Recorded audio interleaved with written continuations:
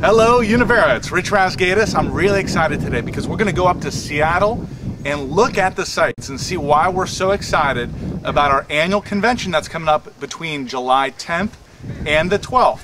And just as a reminder, this is the Dream, Live, Achieve National Convention for Univera for all of North America. It's going to be really exciting, and I'm ecstatic because today it's a gorgeous day. We got the summer sun out.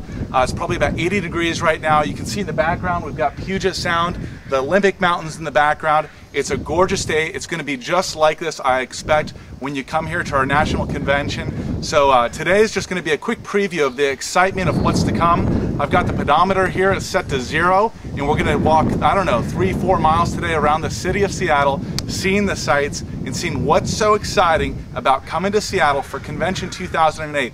And not only are there a bunch of great things in terms of content and presentations, but there's a lot of great sights to see. So join me on this journey. We're going to have a lot of fun. So here we are driving into Seattle on a sunny Saturday. If you look to the left there, you can see Safeco Field as well as Quest Field. You got the Seattle skyline. Seattle is a action-packed city, always something going on during the weekend, and in fact there's a fair amount of traffic, so it might be a game on today. But Seattle is also home to the Boeing manufacturing facility, Seattle Seahawks, the Mariners, the Supersonics, at least for a little bit longer, Starbucks, Microsoft. There's some great companies here right in Seattle, as well as a lot of activity, a lot of action to see. There's various tours that you can take at Boeing if you've got a family vacation that you're making out of the Seattle convention trip. Okay, so here we are at Top Hot Donuts. This is right on 5th Avenue. It's a great place to go. If you're going to indulge, get some sweets, get some coffee or latte. Wouldn't suggest that you do it every day, but it's absolutely fantastic. It's a rare occurrence, but it's one of my favorite things to do in the city. You're going to enjoy it. It's a great walk from the hotels that you'll be staying at. Red Line, the Sheraton, or the Hyatt are right downtown by the convention center. This is a nice, probably 1.5 mile walk each way. You'll be able to work off some of the calories that you've consumed. Why don't we go inside and see what they have on the menu?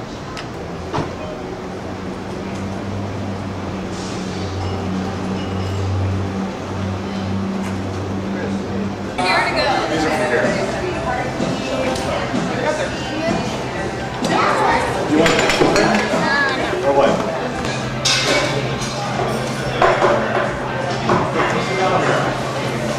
All right, we just had a great little breakfast at Top Hot.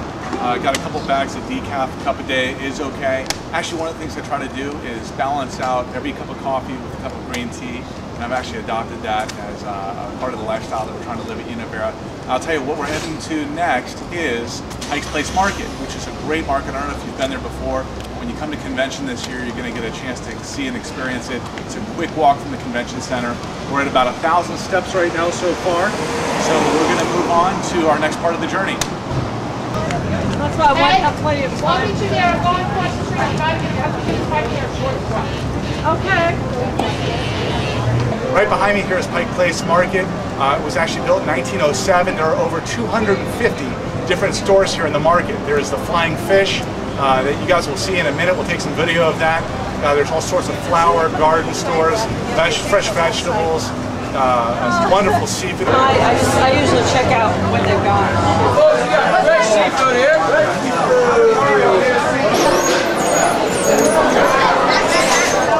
This is little baby day to day. Much bigger than this. Yeah. That's probably smaller. Really? She's waiting.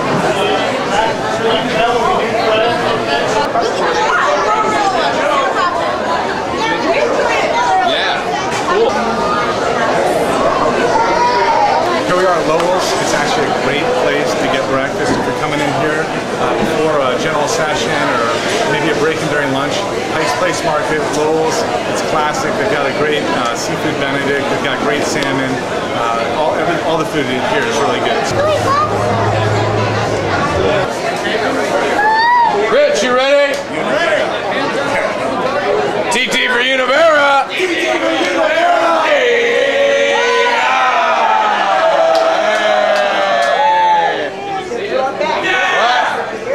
Okay. Back Starbucks. So this is where it all began. For what is now a completely global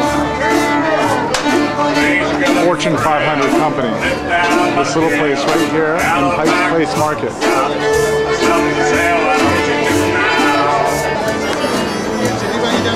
Another great reason to come to Seattle is because of all the great shopping that's nearby. You might not have a lot of time to do it, but there's a Nordstrom's here. This is actually the world headquarters for Nordstrom. It's their flagship store right here in the Pacific Center. There's a Eddie Bauer, there's a Williams-Sonoma, there's Barnes & Noble right in there. There's a great little store, boutique store called Mario's right up the road. Lots of great shopping in Seattle. So here we are at Ivers. Some people say it's a little touristy and maybe overrated. I don't think so. I think it's a real deal. Really good food, a lot of fun. 3rd and Union. It's called Wild Ginger. It's supposed to be spectacular. This is Steven's competition for his morning yoga activities, which are ongoing at every convention. I don't know if you know that, but you can take yoga from Steven directly. Usually it starts around 6:30, 7 o'clock. Each of the 2 mornings of convention. I think Steven can take these guys on. I mean, it looks pretty polished, but nothing beats Chernisky at yoga. So that's another great reason to come to convention. Yoga with Chernisky. It's pretty cool. Another really cool part of Seattle culture, right there. Seattle Art Museum. All these hotels, the Hyatt, the Sheraton, and the Red Lion are in just fantastic locations. They're all right well within the city. All within walking distance of the convention center. You know, it's probably a couple, 3-4 blocks. There's actually a really good looking juice smoothie bar right across the street. I think I'm gonna go in and have me one of those. Sounds pretty good. Okay, well here's the Sheraton Hotel. That's another one of our room blocks. The Hyatt's right around here somewhere. I don't know that we'll get a chance to see it. But the Sheraton's just a block away from the Red Lion that I just showed you. And again, great neighborhood. All right, so here we are. We're driving to the Space Needle. We actually have been parked almost all day, so it's really a walking city. You can get to nearly everywhere with public transit, or you might need a cab it if you've got a couple-mile walk and you don't feel like it. But in any case, we've been walking almost all day. I think we've got about our 10,000 steps in, which is great. So it's healthy as well as really enjoyable seeing the sights. We're going up to the Space Needle here.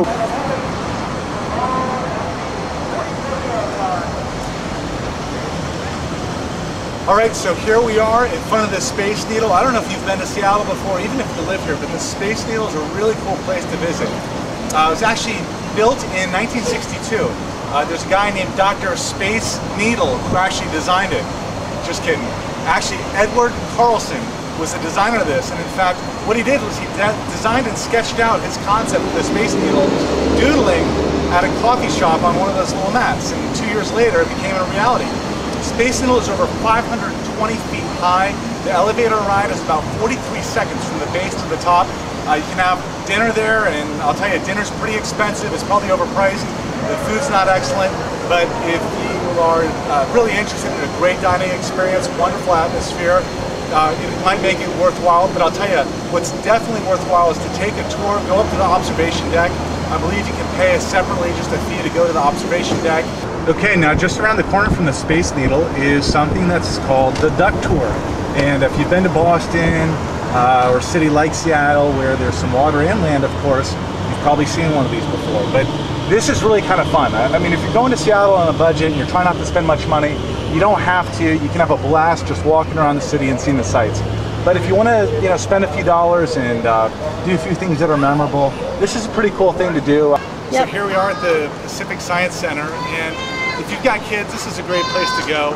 If you don't have kids, I don't know that this would be on my top 5 list, but I'll tell you what, I've been here a couple times. It's a lot of fun, and there actually is a really cool butterfly exhibit. Now, I know that might sound a little funny coming from me, but there's this wonderful exhibit that's here. This is where convention is going to take place. It's going to be fantastic. I'm going to be writing later on in the blog this week about some of the great things that are going to happen in terms of content at convention, the things that you're going to be able to experience, the training, the education, the enthusiasm, the inspiration, the testimonials. It'll be a great time, but this is going to be the heart of where we spend our time together. It's going to be fantastic. Just wanted to have a glimpse of it.